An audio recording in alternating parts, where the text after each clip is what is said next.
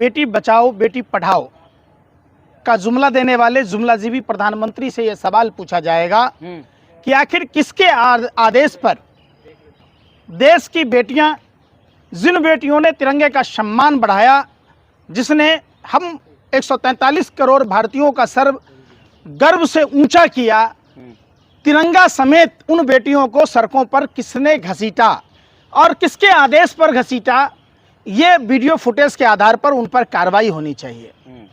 दूसरी बात, प्रधानमंत्री जी जिस धर्म का वास्ता देते और धार्मिक पाखंड करते, जिस तरीके से साधु संतों को बुलाकर एक प्रोपेगेंडा, एक इवेंट बनाया गया। अरे सुन तो लो यार, यत्र नारेस्तु पूज्यन्ते रमन्ते तत्र देवता, जहां नारियों की पूजा होती है वहां देवताओं का वास होता है, जहां नारियों की पूजा नहीं होती है वहां असुर प्रवृत्ति के लोग रहते हैं। और पहली बार जब संसद का उद्घाटन हो रहा था तो ब्रजभूषण शरण सिंह जैसे तिहारी, जिसके दाऊद से करीबी होने का आरोप, जिसने झारखंड के खिलाड़ी को थप्पड़ मारा था, जिसने पहलवानों का यौन शोषण किया और जिसने मेडल को 15 रुपये कीमत आंकी। सबसे पहले मैं बता दूं कि मेडल की कोई कीमत नहीं होती है, मेडल अनमोल होता है। अब उस पर सिर्फ यौन शोषण का ही केस नहीं चलना चाहिए, देशद्रोह का भी मुकदमा चलना चाहिए। चूंकि एक अपराधी के द्वारा, एक बलात्कारी के द्वारा देश के मेडल का अपमान किया गया और जहां देश की बेटियों के सम्मान में उनके संसद भवन पर प्रवेश वर्जित किया जाना था, वहां उनको निकट बिठाकर ये वही भाजपाई हैं जो बिल्किस बानो के गैंगरेपी को भी फूल मालाओं से स्वागत करते हैं, ढोल नगाड़े बजाते हैं। इनका बेटियों से कोई लेना देना नहीं है, ये सिर्फ और सिर्फ प्रोपेगेंडा फैलाते, इवेंट करते। उनकी बेटी है, उनको कुछ हो नहीं रहा, आपको क्या दर्द हो रहा है इतना? और मोदी जी की भी तो छवि है, ब्रजभूषण की भी तो छवि है, उसको भी तो बर्बाद कर रहे थे। अच्छा, पूरा विश्व में उनकी छवि। निर्भया कांड में आप क्या कर रहे थे? जब दिल्ली की शीला दीक्षित सरकार और केंद्र की मनमोहन सरकार को आप बदनाम कर रहे थे, उस समय किसी की छवि याद नहीं आई? निर्भया कांड के बाद हमने देखा सरकार ने उसको सिंगापुर तक इलाज के लिए भेजा, उनके परिवार के लोगों को नौकरियां तक दी, आरोपियों को सजा मिली। और ये भी सरकार हमने देखा, देश ने देखा, पूरा विश्व ने देखा, जहां आरोपियों पर कार्रवाई होनी थी वहां देश की बेटियों को जबरदस्ती सड़कों पर तिरंगा समेत घसीटा गया। ये सिर्फ देश की बेटियों का अपमान नहीं, ये देश के तिरंगे का अपमान। राजनीति कर रही थी वो लोग, वही दिन रहे थे बैरिकेड। निर्भया कांड में क्या कर रहे थे? 2014 से पहले जो आप कर रहे थे, क्या राजनीति नहीं था? अरे क्या खाते हो यार, गोबर को चमनप्राश समझ के खाते हो। फिर वही वाली बात, संसद दे रहे देश। अरे भाई सुन तो लो यार, धरना करिएगा क्यों नहीं? वो संसद भवन किसके लिए है? लोकतंत्र का मंदिर किसके लिए है? आप उस लोकतंत्र के मंदिर में राजदंड, जो राजतंत्र थोड़े ना चल रहा है, ये लोकतंत्र है।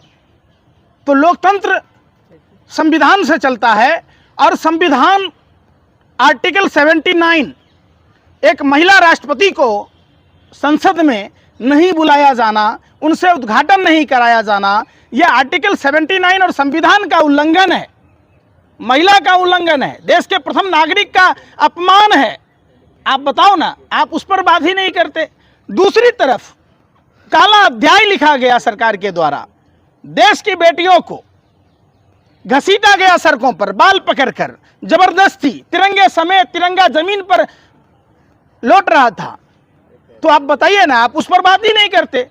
अब आप आइए कि आखिर ऐसी क्या मजबूरी है कि ब्रजभूषण शरण सिंह ने साफ और स्पष्ट कहा था कि मैं मुंह खोलूंगा तो भूचाल आ जाएगा। ऐसा कौन सा भूचाल आने वाला है, ऐसा कौन सा ज्वालामुखी फटने वाला है कि अमित शाह जी और गृह मंत्री जी, महिला बाल विकास मंत्री, खेल मंत्री चुप्पी साधे हुए हैं? जो अनुराग ठाकुर दिल्ली चुनाव के समय बयान दिया था, वो आज बयान नहीं दे रहा। आपने कभी पूछा, जिस परिवारवाद की आप लोग व्याख्या करते हैं, अनुराग ठाकुर के पिताजी भाजपा के कदावर नेता थे, हिमाचल के मुख्यमंत्री थे, और उनके भाई बीसीसीआई में ट्रेजरर हैं। आप उस पर बात ही नहीं करते। अब बात भी तो राजनीति कर रही है पहलवानों के साथ। विपक्ष क्या करे, घर में सो जाए, देश की बेटियों के साथ ना आए? आप यही चाहते हैं? राजनीति करेंगे अरे भाई, के नाम पे? बेटियों को इंसाफ दिलाना राजनीति है। हाँ। तो हाँ, हम भी राजनीति करते। जाओ। आंदोलन तो खत्म हो गया। अरे भाई, आंदोलन को कुचला गया, आंदोलन खत्म नहीं हुआ, लोगों को बैठने नहीं दिया जा रहा है। आपको पता है आज भी जैसे लोग बैरिकेड अरे भाई, तोड़ रहे थे, तमाम देश को संबोधित कर रहे हैं मोदी जी, और अब बैरिकेड तोड़ेंगे। आपको मोदी फीबिया की बीमारी है। आपको नहीं दिखा बंगाल में भारतीय जनता पार्टी के नेता कैसे दंगा कर रहे थे, कैसे पुलिस प्रशासन पर हमले कर रहे थे? आपको नहीं दिखता है कि जब देश में कोई भी प्रोटेस्ट होता है, अगर यही ब्रजभूषण शरण सिंह किसी दूसरी पार्टी का सांसद होता, किसी गैर भाजपा शासित राज्य का बलात्कारी होता, तो आप क्या कह रहे थे? भी नागिन डांस रहे होते। अरे अब अरे भाई, कैसे कह सकते हैं? अरे भाई, यौन शोषण किया तो जांच कराओ ना। जांच कराओ। अरे बेवकूफ हो तो उस पर क्यों नहीं नार्को टेस्ट कराया जा रहा? पॉलीग्राफ करवाइए ना। तो आप ही सुनो, लोग भाग रहे हैं अरे ना। भाई, अगर दूध के धुले होते हाँ। तो एफआईआर दर्ज नहीं करते? अरे पुलिस अरे भाई, उनसे पूछताछ कर रही अरे है। भाई सुनने रहे। हाँ। अरे बेशर्मो, हफ्सियों, सुन तो लो। अगर दाल में काला नहीं, पूरी दाल काली थी, तब सुप्रीम कोर्ट को संज्ञान लेना पड़ा। सुप्रीम कोर्ट के दिशा निर्देश पर एफआईआर दर्ज हुए, और जिस पास्को एक्ट में एफआईआर दर्ज हुए उसमें 24 घंटे के अंदर में गिरफ्तारी होती है।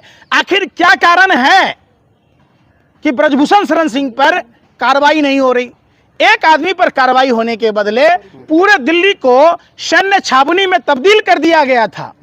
पूरे दिल्ली में लोगों को घर से बाहर नहीं निकलने दिया गया, और यहां तक कि जो बाहर के प्रदेशों से देश की बेटियों को समर्थन करने आ रहे थे। तो माहौल खराब करने आप लोग आएंगे ग्रुप बना के। आपका रैली रामलीला मैदान में हो और दूसरा आए तो माहौल खराब हो जाएगा, हैं?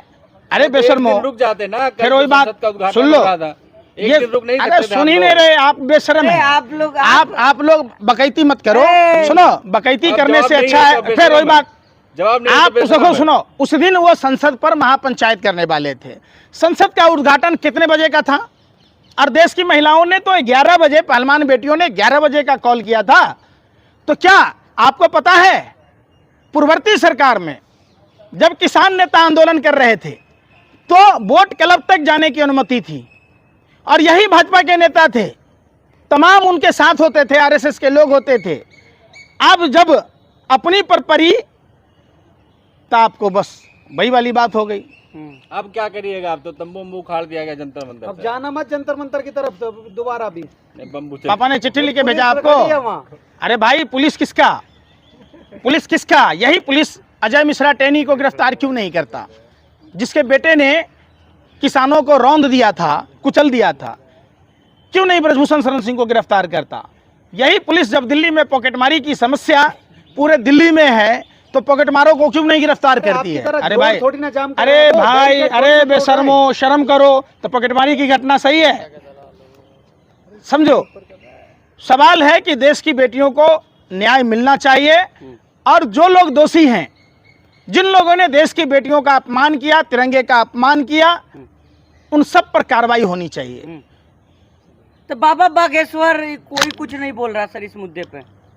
निश्चित तौर पर बाबा बागेश्वर को भी संज्ञान लेना चाहिए। हिंदू बाबा- राष्ट्र की बात करे आप मेरा साथ दे, हम आपको हिंदू राष्ट्र देंगे। कैसे बनेगा हिंदू राष्ट्र? आप बताओ। आप बताइए अरे आप ना, बताओ ना। तिलकधारी आप है। अरे बेवकूफ आदमी, अरे अस्ताना ने बोला है अरे ना, भाई अभी सुनो। कार्रवाई होगी। क्या? आईपीएस अस्ताना ने क्या बोला है, देखा नहीं आपने? वो सरकार की दलाली में बोल रहे हैं कि ताकि उनको किसी न किसी विभाग में चेयरमैन बना दिया जाए।